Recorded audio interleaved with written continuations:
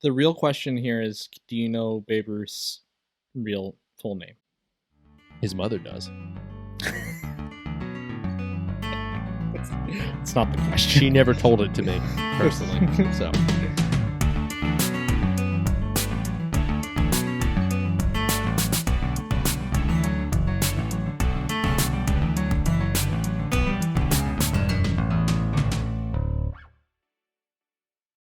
Welcome to Table Talk, the show about beer, board games, and absolutely everything else. I am Rich. And I'm Alex, and this month we've been talking about baseball. That's right. Great conversation last week. If you didn't get a chance to catch it, it was spectacular, if I should say so myself. Baseball Highlights 2045 was the game. It was a great pairing for the conversation, the baseball conversation. I'm drinking an amber ale from the Mitten Brewing Company. It's called West Coast Swing. Go check them out if you're ever in Grand Rapids. It's been a great beer to drink while we're talking about baseball. And what's the one that you have, Alex, again? I have a bowl. Yeah, me. Oh, that's me. Time for me to talk. Not you, sorry. Alex. The other Alex. Yeah, well, it's a delay. Come on, you're in Michigan up here, and I'm in North Carolina over there. I mean, anyway. All right. Bull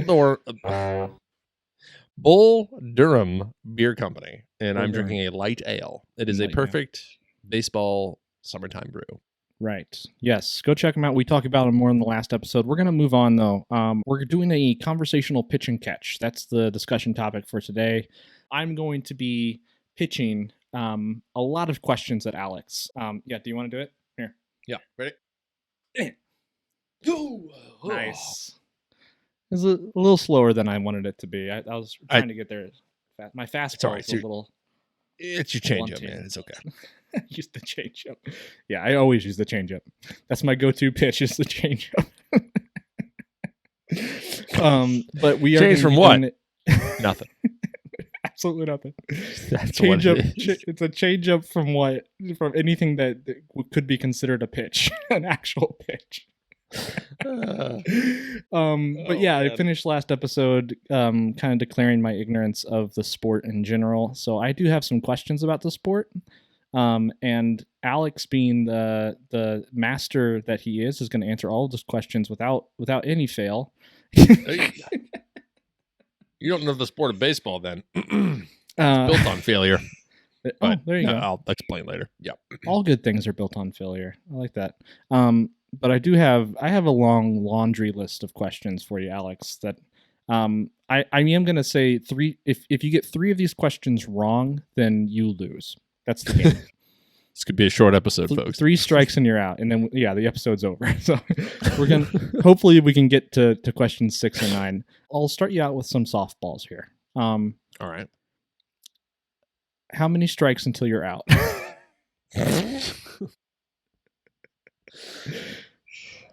I know 3. this. I know you might need to think about it for a little while. So take your time. I'm gonna 3 is my final answer. Yeah, 3. Okay. I don't know if that's true or not. So I'm just that is true. 3 strikes and you're out. Okay. Serious questions now. This is an honest to God question. That little thing on the pitcher's mound. What do you call that? The rubber. The little strip. You call that the rubber? Yeah. And is that literally just to you put the pitcher puts his back foot on that to get leverage when he's throwing? Mm-hmm. Yeah, it's a leverage thing. That. I knew that. And there was in Little League, for those of you who are listening, you probably know that Little League fields are not, Fenway Park. So the rubber usually has like a crater underneath the front of it, because all the kids are not even using it for pitching. They're just kind of digging their toe and scratching at it because you're a kid and there's nothing to do and you're waiting on the ball and that kind of thing. So yeah. Did you collect baseball cards when you were a kid? Yeah, I did. Yeah. You did? Yeah. How many did you have? Oh gosh. We'll say between 150 and 300. 150 and 300? Really? Yeah. Between those numbers, I would say. Did you have a favorite one? Did you have one that nobody could touch or even nobody could look at? Probably one of my favorites was not even mine. It was my dad's. He had a Mickey Mantle baseball card. Okay. And it was encased in that protective. Yeah. The plastic. Yeah. That was always cool to see. I think I had like a Cal Ripken card or something like Yeah. that. Not a rookie card, but Did you have anything that was signed, or was your dad's card signed? No. No, I never had anything signed. Mickey Mantle's card wasn't signed. you didn't have like the Sandlot situation where like you, Baby Ruth. yeah, right. Wonder if somebody has like a Babe Ruth candy bar that has a Babe Ruth signature on it. Wonder if that's a thing. That's a good question. Yeah. It's a good question. Everybody wants him to sign a baseball, but I'd want him to sign the candy bar. He'd probably appreciate that. Yeah. So just a few more general questions, just things I want to know about you, and we'll cover probably some of this in the favorites episode next week. But what position did you play when you were a kid? As a left-handed person, first base was the way to go. Gotcha. Okay, that makes sense. That makes a lot of sense. Why do they? I think I understand this, but you can probably explain it a lot better. Why left-handed people at first base? Why is that such a match made in heaven? Because when you are stretching out to reach a pitch, you can use essentially the most amount of body square footage to stretch out, and you're not going against your body, which can happen. So because the ball's coming from your left for the most part. Correct. Yeah. So if you imagine, it's always better to have your body facing the action of where it is, right? In a sport game in general, but in particular baseball. So if I'm able to, hold my hand out like that and actually snag it, then I'm still like able to view everything. Whereas, for a right-handed first baseman, that base runner could be running towards you and you have no idea what's coming. So what if it's coming from the outfield? If you're throwing to first base from the outfield, wouldn't you want to be right-handed in that situation? It is true. However, very rarely, if a baseball, especially in Little League, if a baseball has reached the outfield, it's usually going to be a double or a single. Okay. It's not going to more than a single. A single is a given. They're not going to throw to first usually. So, gotcha. Yeah. Interesting. See? Yeah. We're only about 5 minutes into this episode. I'm already learning things. It's good. It's good. Yeah. This is what it's all about. And while we're talking, if you haven't noticed our hats, go back to episode 1 and listen to us talk about our hats. I got the Beer City Bung Hammers on my hat, and what was yours again? It's the same as your beer, right? The Durham Bulls. Yeah. It's the same team as where this beer company comes from. Look at you coordinating. That's so great. Oh yeah. It's fun.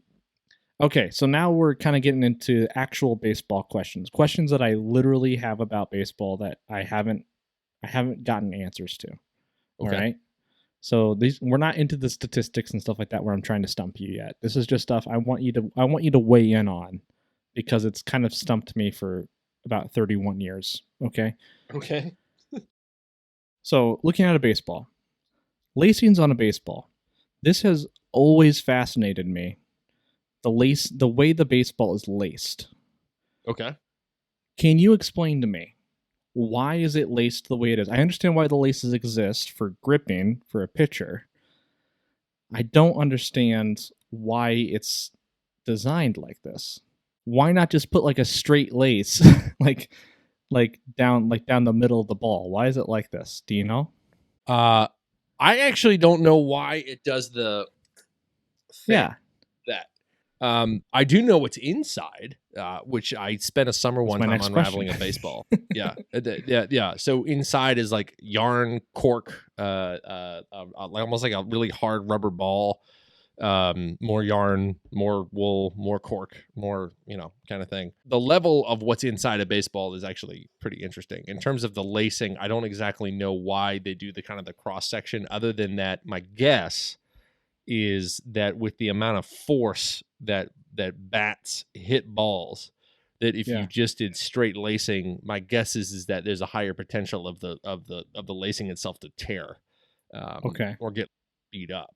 But baseballs are hardy folk, right? They can, usually knocking the cover off a ball very hard, if not impossible. So that's my guess, and usually it's raised like what you said. As far as I understand, it's for the pitcher's benefit, so you actually have some maneuverability with the grip and Yeah. how to be able to throw a curve versus a fastball versus a changeup versus a knuckleball and etc. You have a baseball in front of you, don't you? I do. Do you A know? very cheap, but nonetheless, one that I've had for a few years, a Rawlings baseball. I Okay. don't know, bought it at Modell's or Dick's or something. Looks like it's got grass stains on it and everything. Mine Oh yeah. mine is like barely used. You can see this is come undone. Yeah. Do you know any of the grips specifically for like any type of pitch? Yeah, Like sure. Okay. So this is a 4-seam fastball. So 4-seam is just essentially that you're gripping the ball so that your fingers are touching 1, 2, Mm-hmm. 3, 4 seams. So you can think. And then of course there's a 2-seam fastball, which this is rather fun. So you see the seam like this? You just literally grab it like so. So it kind of hooks it like that. Interesting. Okay. Yeah. And then knuckle, that one's easy because everyone as a kid messes around with it and no one can actually do it right. But it's actually, but what's cool is with a knuckle is that there's no spin on the ball, so that it just flies like this.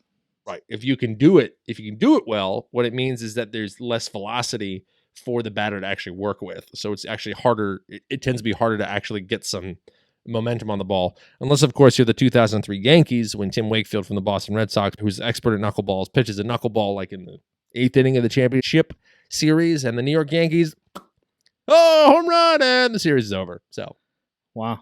So that's a 2-seamer, knuckle, and then a curve usually is you almost essentially like almost bend it, you spin ever so slightly with the wrist.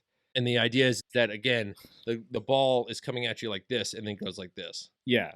I don't know how to do a slider. I sure as heck don't know how to throw a screwball. Screwball is when it's doing this, yeah, it basically. does this little thing. It kind of like jolts around. Yeah. Okay. And usually expert pitchers like a Max Scherzer or Garrett Cole is going to be able to pitch at least 2 or 3 really, really, really well. Okay. I think like Steven Strasburg, for instance, he pitches for the Nationals. He's an exceptionally good, I think it's curveball. Oh, and changeup. Of course, there's changeup, but that's more dictating your speed more than anything else. It's basically like a slow fastball, right? It's same gripping, I would assume. Yeah. Okay. It was my favorite to throw in a video game for baseball because you trick your friend and then you laugh and then so those are the ones that I know. I appreciate that. Look at you. I don't think you have a single strike yet. We're about 6 questions into this. I'm really proud of you. Well, thanks. Yeah, I didn't. I mean, so okay. Answer me this. This isn't one of my predestined questions, but it came up while you were talking about it. What's the difference between a slider and a curveball?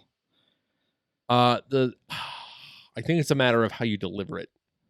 Okay. And I think it's like a slider. The concept of both is to do this, right? Concept of both is to move. But I believe the slider does more kind of it goes horizontal, whereas like a curve is like an actual vertical move. Oh, that's what I think. It's all about perception of the batter.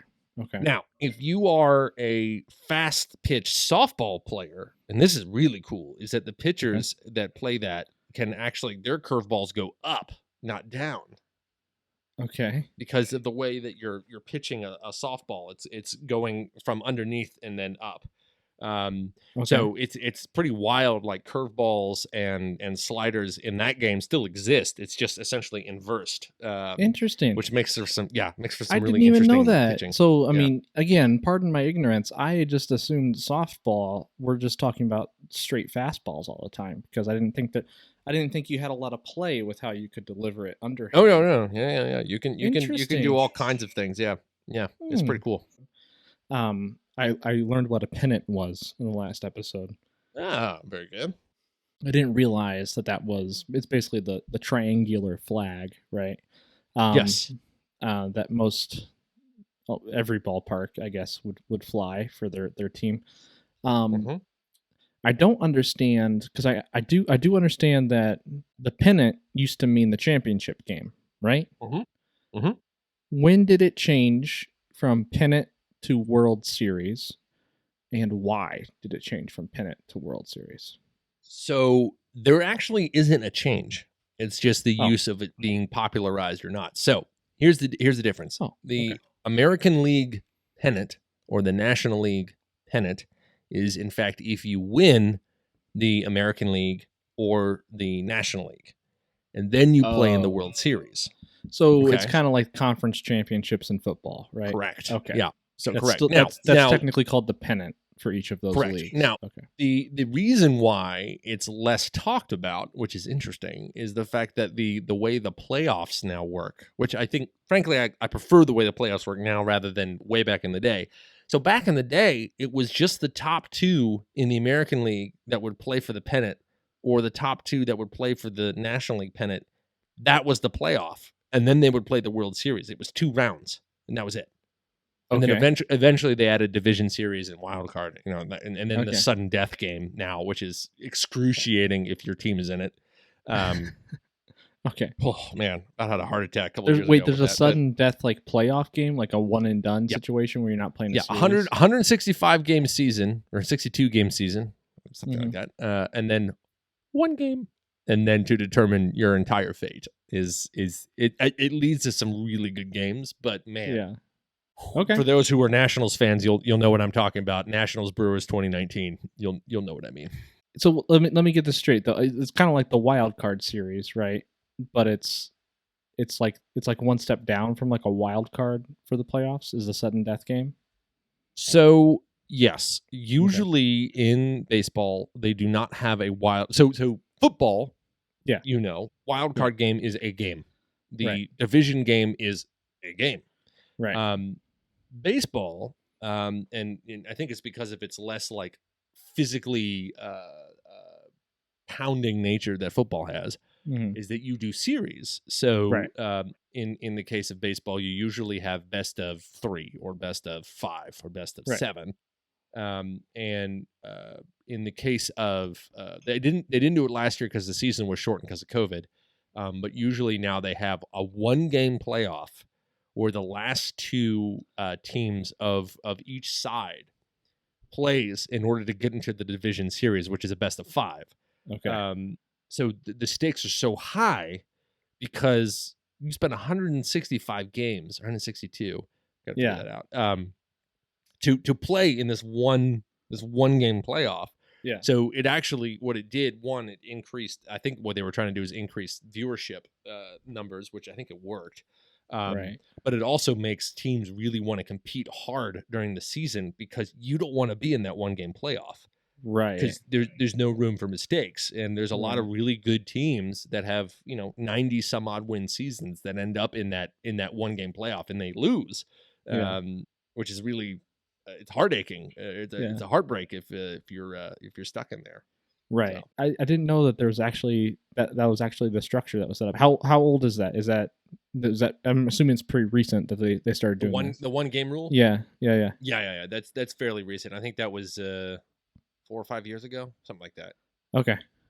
But it caused what I think was in some ways unfortunate because you have these perfectly great teams like the Oakland Athletics and a couple of years ago the Pittsburgh Pirates were even in the playoffs for the first time in a while.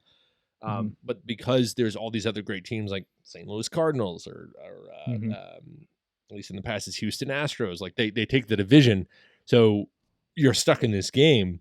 And the key in that game is you pitch the best pitcher you got. You put in your ace.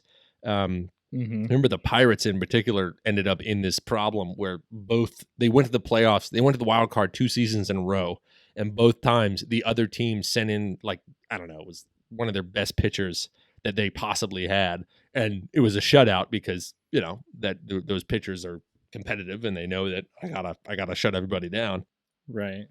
I kind of felt bad for a team like the Pirates because it's like they did like a 94 game winning season that year, and they were stuck in a wild card game. So anyway, I digress, but it's good for the game. It's really hard on the individual fans of those teams. Yeah, right, exactly. Yeah. All right, next question. Why is it called?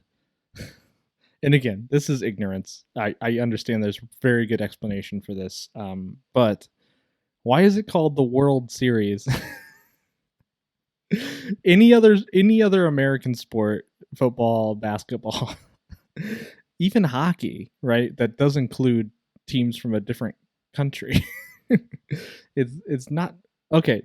Again, I was gonna say there's ignorance here. So tell me why it's called the World Series when it seems like there's only American baseball teams.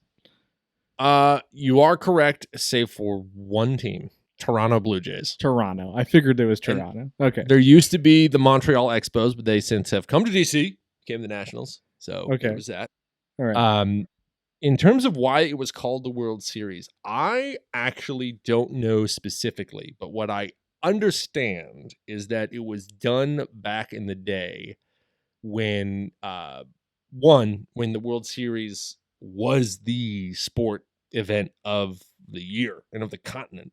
So I think it was mainly done as just like a publicity, like, okay, we're gonna make it like a big deal.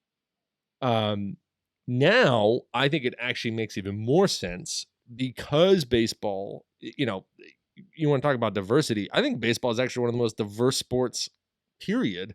At least in the American in Major League sport, where you got people not only from America of all different creeds and nationalities, etc.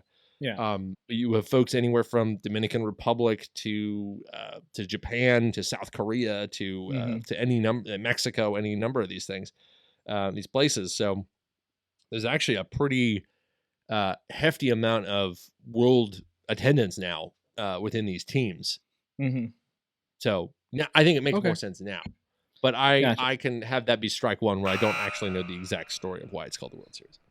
Okay. All right. Shame on me. Yeah, we'll give you a strike for that. I feel like it's a good strike though. I feel like you swung pretty hard for it. I do feel it is a sport that is very worldly, right? It's almost universal, right?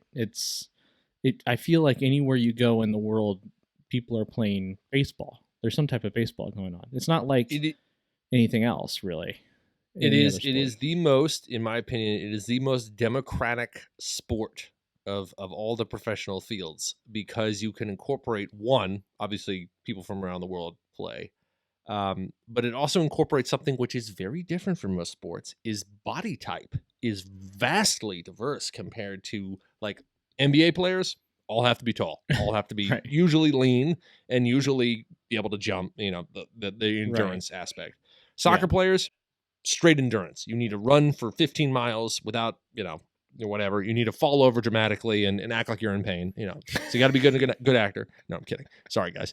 You have to be fast. You got to be quick, nimble, etc. Hockey, you got to be quick, nimble, but you also have to be tough and be able to take the beatings and whatever. Yeah. Whereas like baseball, have you ever seen pictures of Babe Ruth? The dude had a gut. Yeah. And like he drank a lot and he smoked a lot, and yet he has one of the greatest home run records of all time until Hank Aaron beat him. So like I'm fascinated at the level of differences that you can see in the game, but on a physical standpoint too, which is different than most sports. All right. Speaking of Babe Ruth, that takes me into my next question, which my next question is all about nicknames. Can we just talk about nicknames for a second? Why are nicknames so prevalent in baseball? Like I don't think there's any other sport, right? Like we don't see like like pole vaulters that like have nicknames, right? So let's just go down the line. I have a list. Oh, okay. First answer. I want to hear your answer to why nicknames are so prevalent. We'll do that, and then I have a list of nicknames that I'm going to ask you if you know who that player is. I'm going to give a simple explanation. Okay. Because baseball was built upon legends. It's a good answer. I'm going to leave it at that. We don't know who the actual founder of baseball was. There's speculation. We don't actually know. And it was formed and played right around the Civil War by both sides, which is interesting. And it became much more popularized. So like you even think about the legends that probably came from that, and knowing that it was formed as a sport during the reunification of the Union during that time. So like you want to talk about like age and kind of it's an ancient sport, at least in American history anyway. So I think that because it was built on that kind of history, I think that's why nicknames are a thing. Okay. That's my theory. I like it. No, I feel like that's a better answer than I would have gotten from anybody else. All right, so I got a list of nicknames here. So let's. I'm not going to give you a strike for each of these. Okay. This is just more for fun. Is this for me guessing whose nickname is? I'm gonna read you fun. a nickname, and you need to tell me who the player is, or do you want to do it the other way? No. I want to guess the player. All right, Charlie Hustle.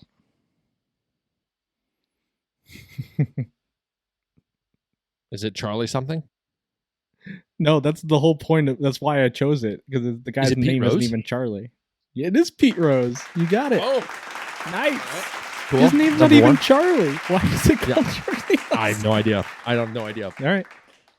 Stan the Man. No Stan in the name? No, this one does have Stan in the name. That's a hint. Stanley McCormick. Nope. You're close. Stan Musial. Musial. Okay. Sorry, baseball fans. All right. This one I think you'll get. Shoeless Joe. Joe Jackson, Chicago White Sox, 1910s. Sounds like he showed up to practice one day and everybody was like, "Hey, Joe."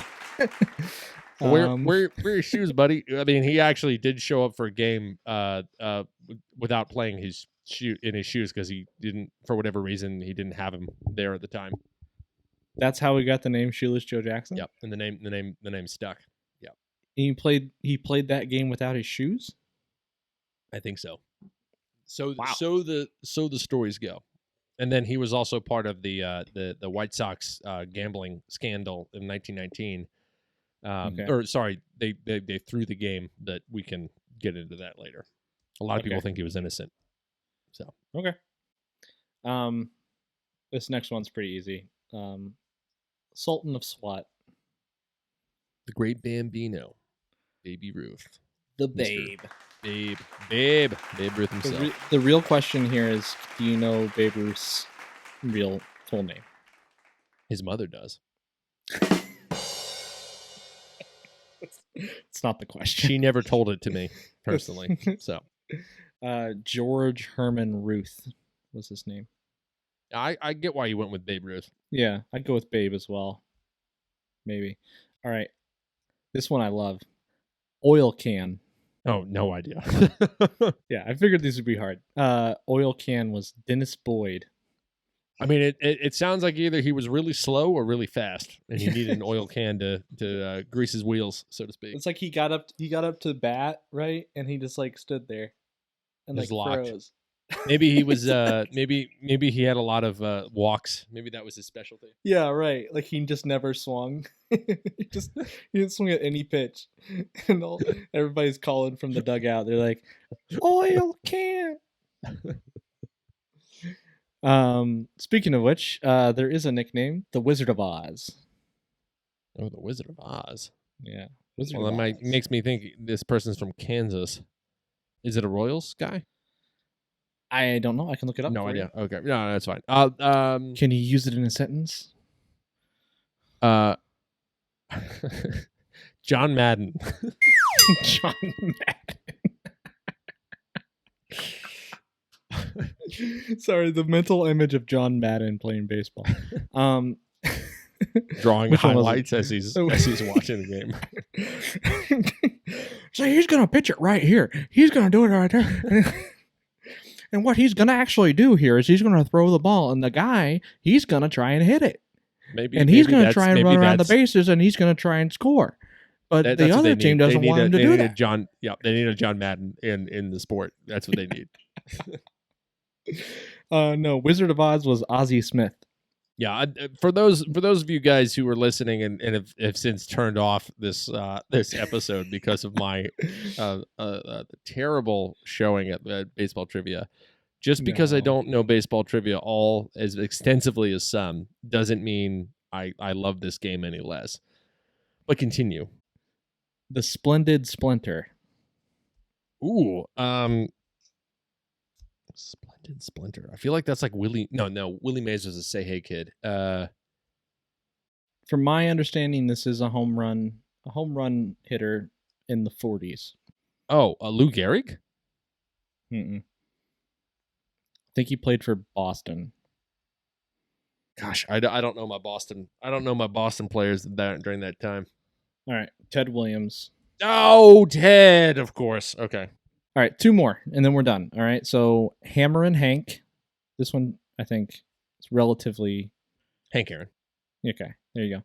Mr. October. Oh, I was going to say Tom Brady, but that's not it. He's just Mr. Super Bowl. Mr. February. Yes, Mr. February. Mr. October. They're coming out with a calendar. Yeah. Is that Derek Jeter? No. Right fielder. Played for Kansas City, Oakland A's, Baltimore Orioles, New York Yankees, and California Angels. Oh, gosh. Introduced into the Hall of Fame in 1993. Alex Rodriguez. No. Rafael Palmeiro. Brady Anderson. Mike Messina. Now it's just how many players can you name? I just know Oriole players. That's what I'm going with now. All right. It was Reggie Jackson, Mr. October. Oh, Reggie, of course. That makes sense. Yeah. All right. All right. Now it's time for everybody's favorite time, the 7th inning stretch. I stretched last time, so I'll do it for you.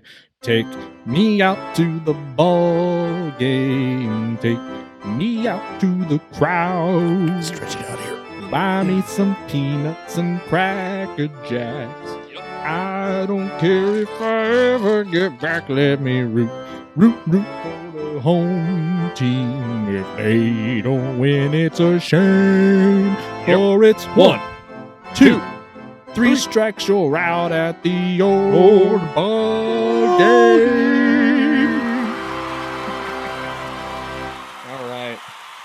All right, just a few more questions for you. Hopefully everybody got a good stretch in there. This is just a real question for me. The in-your-face yelling with the umpire and the kicking of dirt onto the home plate. Coach? Yeah. Yeah. When did this become a thing and why? Probably when rules were made. It seems like something in any other sport. It's so iconic. It's theater, man. It's perfect. It's perfect theater for sport. My favorite is that the coach is like goading the umpire, and you're just like, it's just a matter of time. They're gonna get kicked off. What? I'm going to. This is the expectation for me to come out here and talk to you in your face, really close. All right, want a piece of me? You want to go? Coach? We're just going to do this. We're going to do this for a few minutes, and then you're going to kick me out of the game. Okay? All right. How's your wife? She good? Okay. Oh, she's good. Great. She's great. Great. How are the kids? They doing good? Oh, wonderful. Good. They're going to pass math class. I'm really excited. Yeah, I that was it was kind of fulfilling there, to be honest. I get why it's a thing. Yeah, no, it actually was pretty therapeutic. I'm glad we did that. Yeah. All right, here's another question. You're doing good. I don't think you've struck out yet. Why do you call a shortstop a shortstop? How did it get its name? Why do they call it a shortstop? Yeah. Well, why would you want to call it a tall go?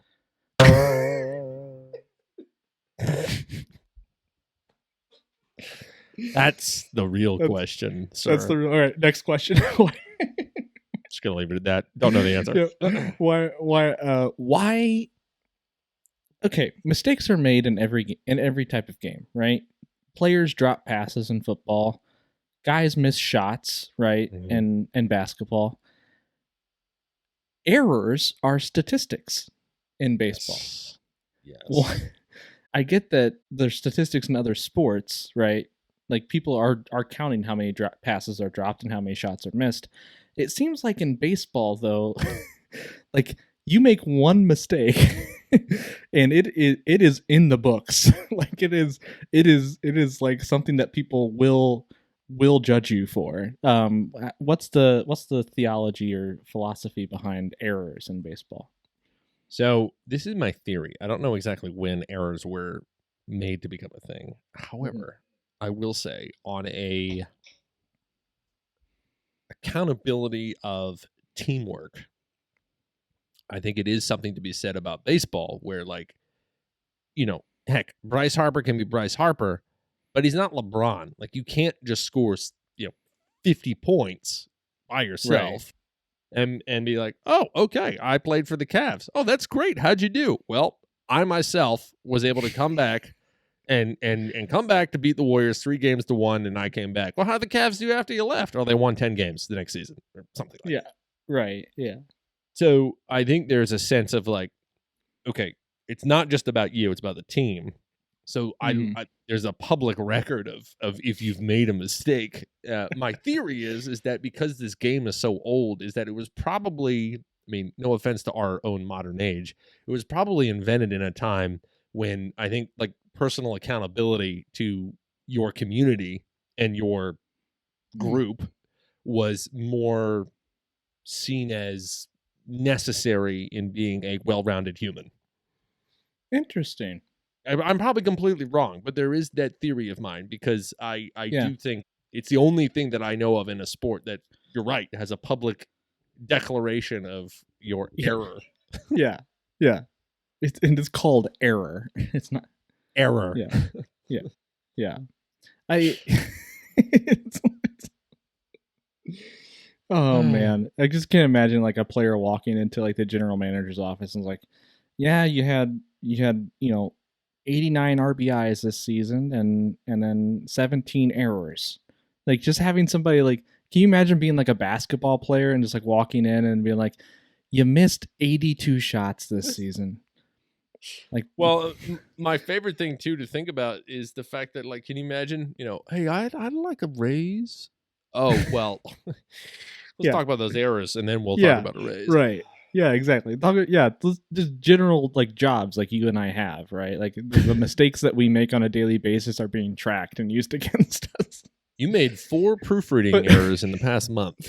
But not only that, it's like public knowledge. So like, not only does your boss it's like know. It's like a reply all message. Let it be known that Alex Barker said where instead of where in his email.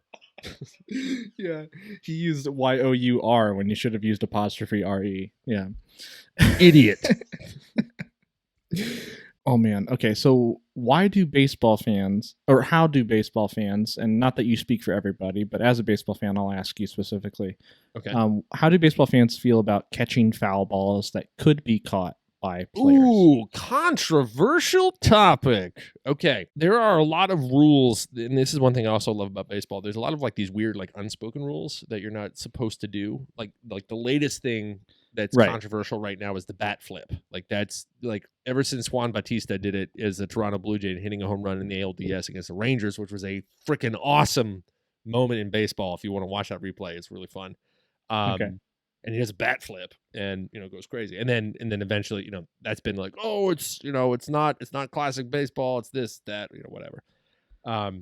Interesting. So I think the MLB I think has embraced it now at this point. But it's like an etiquette thing though, right? Yeah, it is an etiquette thing. So that's the thing that's interesting, is that when baseball fans, so this thing, they call it the pearl sometimes. And the pearl is like, this is one of the sacred things that if you are in the cathedral that is a baseball stadium and that you get, and I know a guy that caught not 1 but 2 foul balls in a single game. And I think it was at Nats Park or something, and he caught 2 foul balls. Is this like an important game? Like no, it was just a regular season game, but he ended up happening to catch 2 foul balls, and baseball is all about stats and history, and I think he was like the first person ever in the history of Nationals Park, which mind you was 12 years or something, to have done that. Now, there's that situation, and then there's the classic situation of 2003, and I forget his name, but he was the Chicago Cubs fan who had the cassette player / radio thing, headphones in his ears, and his in a Chicago Cubs hat. Steve Bartman. Yep, Steve Bartman. Yeah. And a foul ball comes in from at the time, Florida Marlins. They hadn't renamed themselves yet. It's a high fly ball, and it's going to the foul line, and what happened? We don't know. And then they show that close-up shot. Those of you who have seen this know what I'm talking about. Is this guy reaches out, as every single human that has ever attended a Mhm. baseball game would actually do, which is Yes. it was in foul territory. It is Mhm. free game. Like Mhm. it is actual free game. The Yeah. problem is when the stakes are that high that Mhm. you tend to forget that, hey, there might be actual shot. Yeah. I think there are players now like Mookie Betts is a good example. He plays for the Dodgers. I think he's right field. I think so. Okay. Who was pretty famous last year, in particular against the Braves in the championship series. And the Dodgers came back from the Atlanta Braves 3-1. They came back to win.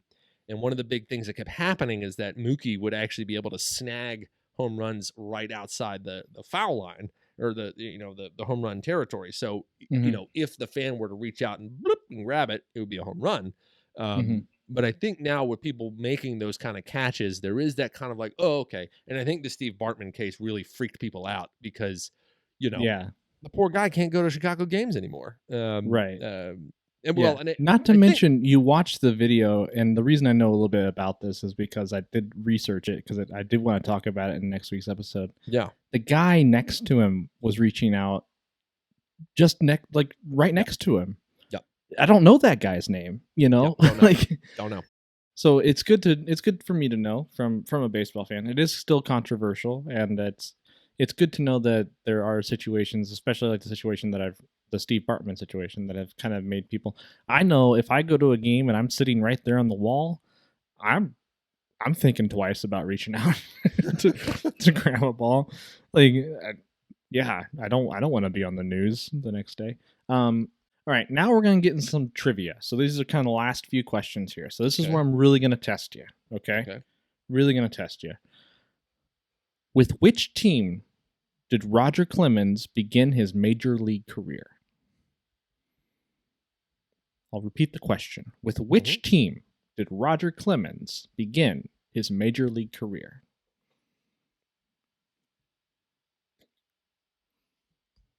East or west of Toronto? East. No, Boston Red Sox. Yes. Boston Red Sox. Ding, ding, ding, ding, ding. With which team did Babe Ruth start his career? Boston Red Sox. Boston Red Sox. There you go. Who was the youngest player to hit 40 plus homers and 40 plus stolen bases in one season? Boston Red Sox. Under 40? 40 plus. First, the youngest player to hit 40 plus homers and get 40 plus stolen bases in one season. Stolen bases. Derek Jeter? Same team, different player. Alex Rodriguez. There you go. Wow, I knew that. Cool. All right. How many home runs did Babe Ruth hit in his career? 753. Oh, you're so close. Less. Oh! It was 713. Oh, you're 714. 1 off. 714. That's right. Okay. 714. Okay. That's impressive. You're in the right hundreds area. That was pretty good. Denny McLain went 31-6 in 1968 with what team? In what year? Oh, I'm just gonna stretch. Denny McLain went 31-6 in 1968 with what team? I'm gonna go with the Tigers. What? How would you get that? How did I know? Wow. You're a true baseball fan. That's pretty awesome. Thank you. All right. That's the episode, guys. I got one more question though before we head out. And if you get this one wrong, I'm honestly going to be disappointed. Okay? Okay. The last question for the episode is, who's on first? What's on second? Yes. And the other one's on third. I don't know. Third base. Now, did you know that there was a situation where who was on first and what was on second? The actual player names? No, Yeah, I didn't last know that. guy's name was Watt, W-A-T-T, and he was playing second base. and who was HU, and he was at first. I love it. And for those of you who have no idea what we're talking about, Abbott and Costello, 1953, they're a comedy group. There's a comedy bit. I grew up on oldies, old musicals and old comedy bits like Red Skelton and Abbott and Costello and stuff like that. So I'm a huge Abbott and Costello fan. The Who's first bit was hilarious. There's a movie called The Naughty 90s where the sketch of Who's on First is featured in the National Baseball Hall of Fame. So check out the Naughty 90s and check out the Who's on First sketch with Bud Abbott and Lou Costello. Alex, I don't think you struck out, honestly. I think you did a really good job. Well, you got a really nice large strike zone. So yeah. Yes, I do. But I that was putting you on the spot as a baseball fan. I understand that. I think you did really well.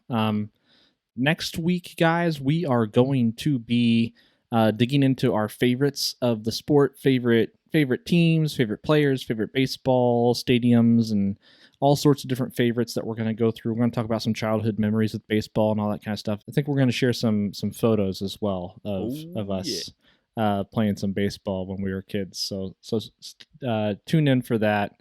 Again, guys, be sure to like, subscribe, comment on the YouTube channel, Table Talk with Rich and Alex. If you're watching, if you're listening, hit us up on Apple Podcast